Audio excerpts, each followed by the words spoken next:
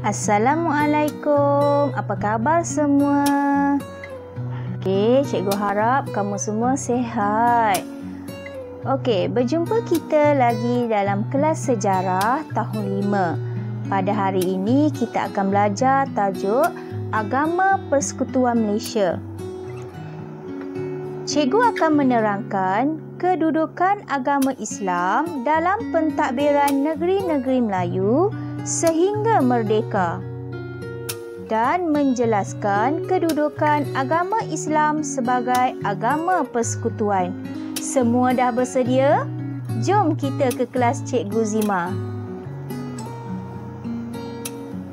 Pada akhir pembelajaran, kamu akan dapat menerangkan kedudukan agama Islam dalam pentadbiran negeri-negeri Melayu sehingga merdeka, menjelaskan kedudukan agama Islam sebagai agama persekutuan dan menyatakan kepentingan mendaulatkan agama Islam sebagai agama persekutuan. Agama Islam dalam pentadbiran. Tahukah kamu, pada kurung ke-15, agama Islam memainkan peranan yang penting dalam pentadbiran negeri.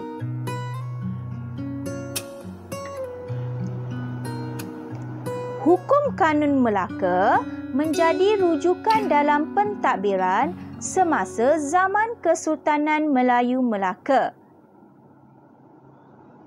Dan kamu juga perlu tahu, Hukum Kanun Melaka dijadikan sebagai rujukan kepada pengubalan undang-undang di negeri-negeri Melayu yang lain.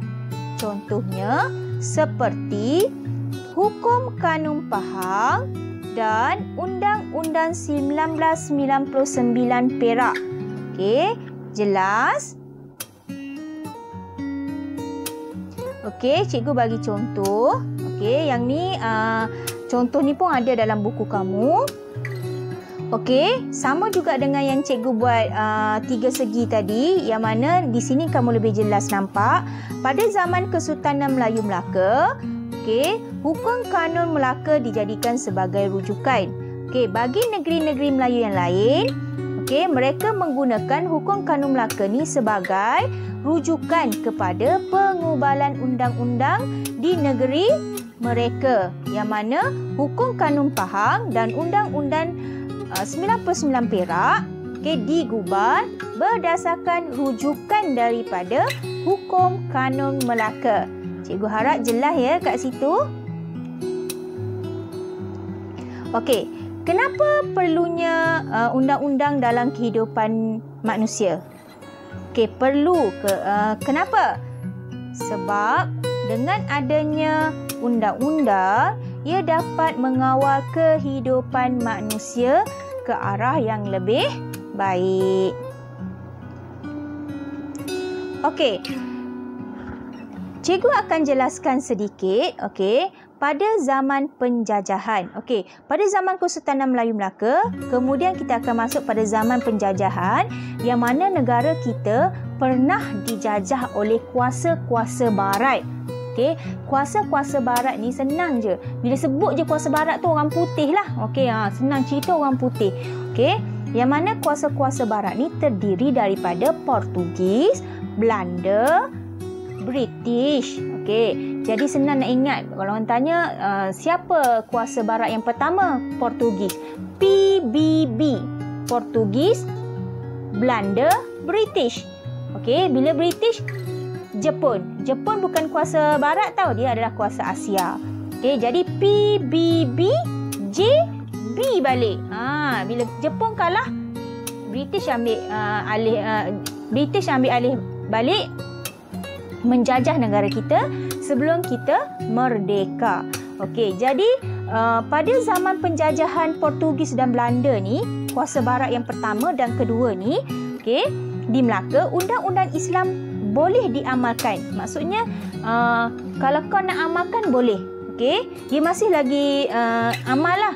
Okey, namun pada zaman penjajahan British dan pendudukan Jepun, pelaksanaan undang-undang Islam dihadkan. Maksudnya, kalau sebelum ni kita boleh guna undang-undang Islam ni meluas, okey, dalam pentadbiran. Tapi bila pada zaman British dan zaman pendudukan Jepun, undang-undang Islam tu dihadkan, maksudnya dikecilkan penggunaan dia. Okey. Hanya di mana? Okey, kita akan lihat ya. Okey, zaman penjajahan kita akan lihat untuk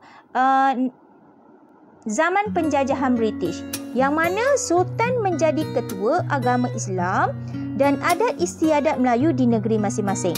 Masih lagi Sultan kita memegang jawatan sebagai ketua agama Islam, tetapi undang-undang Islam hanya digunakan dalam hal yang berkaitan dengan keluarga, harta pusaka dan zakat sahaja. Itu yang dia kata dihadkan tadi, dikecilkan penggunaan undang-undang Islam kita. Okey. Kemudian kita akan lihat untuk pendudukan Jepun. Okey, Jepun pula, Sultan menjadi ketua agama Islam dan adat istiadat Melayu di negeri masing-masing. Okey, Jepun mewujudkan majlis agama Islam yang bertanggungjawab terhadap undang-undang keluarga Islam.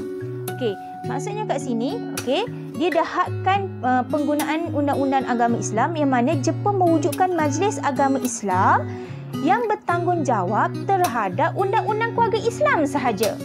Okey, bila melibatkan keluarga Islam, dia akan guna dia akan guna undang-undang agama Islam tadi. Okey, maksudnya semakin kecil hak penggunaannya di negeri-negeri Melayu. Okey. Namun kamu perlu ingat, okey, bila negara kita merdeka, kedudukan agama Islam terus kukuh dan termaktub dalam perlembagaan persekutuan. Okey, kalau kamu tengok pada zaman Kesultanan Melayu Melaka, kita gunakan hukum kanun, kita gunakan undang-undang Islam. Kemudian pada zaman penjajahan British dan Jepun, penggunaan undang-undang Islam tadi dihadkan. Kemudian bila kita merdeka, kedudukan agama Islam terus kukuh dan termaktub dalam perlembagaan persekutuan. Okey, jelas ya kat situ. Cikgu harap kamu jelas kat situ. Okey, seterusnya, kita akan melihat agama Islam dalam Persekutuan Malaysia. Okey, kita baca dialog ni dulu ya. Sing Ye, saya bangga menjadi warga negara Malaysia. Walaupun agama Islam ialah agama persekutuan, agama-agama lain boleh diamalkan. Ya Amir, tidak hairanlah kita meraihkan pelbagai perayaan agama dan kaum sepanjang tahun. Contohnya sambutan Maulidul Rasul, Hari Wesak dan Hari Taipusam. Saya orang Iban. Kami menyambut Hari Gawai. Saya orang Kadazan. Kami menyambut Pesta Keamatan. Okey, daripada perbualan 4 rakan ni, apa yang kamu boleh rumuskan? Okey, apa yang boleh kamu rumuskan? Okey, apa yang kita boleh rumuskan, walaupun keempat-empat rakan ni berlainan bangsa, tapi dia boleh duduk sekali. Maksudnya dia boleh berbincang bersama-sama. Okey, tak ada pergaduhan. Kita boleh hidup dalam keadaan aman dan damai walaupun berbagai bangsa, berbagai kaum. Kenapa? Sebab agama Islam, walaupun agama Islam itu adalah agama persekutuan, tetapi agama-agama lain boleh diamalkan. Okey, asalkan kita hidup dalam aman dan damai. Okey, kita pergi seterusnya. Okey, apa yang boleh kamu terangkan dengan agama Persekutuan Malaysia? Okey. Kewujudan pelbagai agama dan kepercayaan menjadikan Malaysia mempunyai identiti sendiri. Okey. Kalau kita lihat Malaysia adalah satu negara yang mana boleh hidup aman dan damai tanpa peperangan walaupun mempunyai pelbagai bangsa. Itu adalah satu keunikan Malaysia. Itulah identiti negara Malaysia. Ia juga menjadikan Malaysia kaya dengan adat budaya dan warisan. Okey, kaya di sini maksudnya pelbagai kaum, pelbagai budaya, pelbagai warisan. Okey, yang tu yang jadi banyak. Okey, tu yang kita kaya dengan budaya dan warisan, adat budaya dan warisan. Okey, namun begitu, agama Islam ialah agama persekutuan yang termaktub dalam Perlembagaan Persekutuan.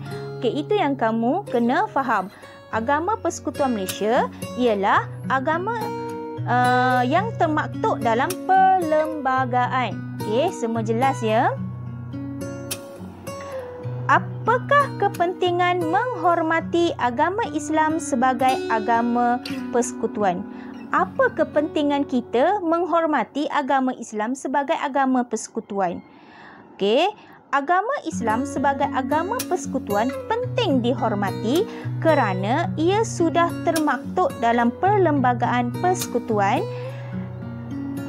termaktub dalam Akta Perlembagaan Perkara 3-1 sebagai agama rasmi, tetapi agama-agama lain boleh diamalkan dengan aman dan damai.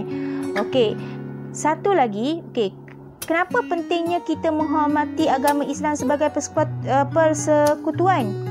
Okey, supaya keadaan negara kita berada dalam keadaan aman dan damai. Okey. Sebagai rakyat Malaysia, kita perlu menghormati agama dan kepercayaan semua kaum agar perpaduan negara kekal terpelihara. Kita kena menghormati agama orang lain juga supaya orang lain pun menghormati agama kita. Bila saling menghormati, negara kita akan kekal terpelihara daripada perkara yang tidak elok. Okey. Kenapa kita perlu menghormati lagi agama dan kepercayaan semua kaum? Mengelakkan daripada perpecahan antara kaum. Okey, kita kena hormat agama orang. Okey, orang pun hormat agama kita. Kenapa? Mengelakkan daripada perpecahan antara kaum, bergaduhlah. Okey. Kemudian meningkatkan keimanan dalam diri. Okey, kita meningkatkan keimanan dalam diri. Dan mengeratkan hubungan silaturahim. Okey, kita boleh menjalinkan hubungan kita dengan kaum lain. Okey. Kemudian menjamin perpaduan kaum. Seterusnya menenteramkan kehidupan rakyat. Maksudnya rakyat hidup dalam keadaan yang tenteram, aman, damai. Okey. Rumusan pembelajaran pada hari ini, agama Islam digunakan dalam pentadbiran sejak zaman Kesultanan Melayu hingga merdeka. Selepas merdeka, agama Islam sebagai agama persekutuan, tetapi agama lain boleh diamalkan. Walaupun pegangan agama berlainan dalam satu negara, sikap menghormati agama kaum lain penting diamalkan agar negara sentiasa dalam keadaan harmoni. 3 rumusan tu daripada pembelajaran yang kita belajar pada hari ini. Semoga kita berjumpa lagi pada kelas yang akan datang.